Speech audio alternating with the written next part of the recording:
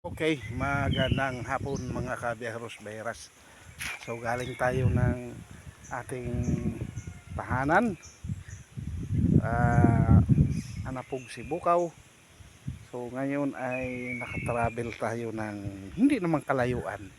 Siguro galing doon sa aming tirahan ay may mga 10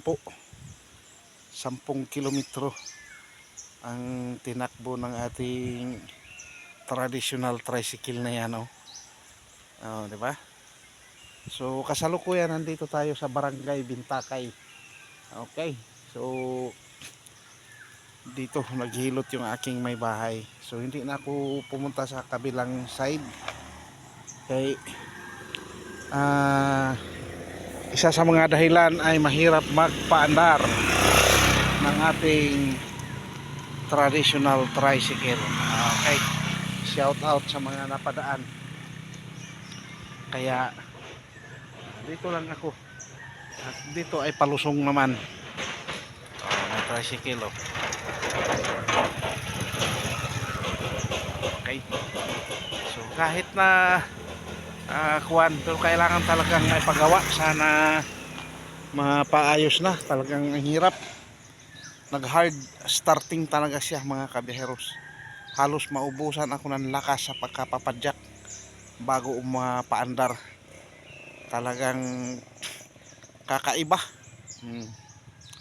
So pero pag umandar naman, nakakatakbo naman. Yun nga lang, medyo kinakapos siya ng kuryente.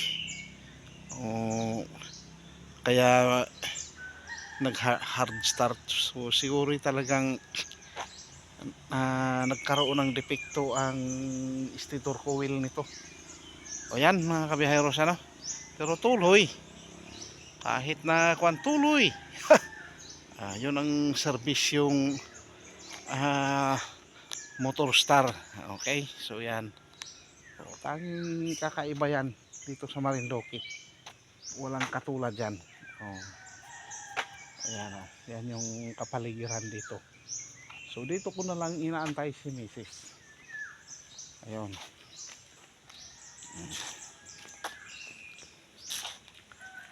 Yan, oh. So yan yung nature of beauty ng Marindoque. Kapulong ko ang aking sarili, kausap ay sarili. O, ganun talaga. Mahirap naman ga-vlogs ka na walang kuwan, ano. Tuloy ang salita. Nagsasalitang mag-isa, nagsasarili baga. Okay. Ay, ko na po naman.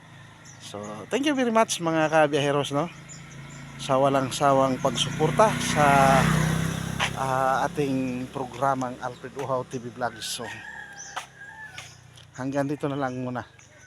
Okay? Bye-bye. God bless and to God be the glory. It's me again, Alfred Uhaw TV Vlogs.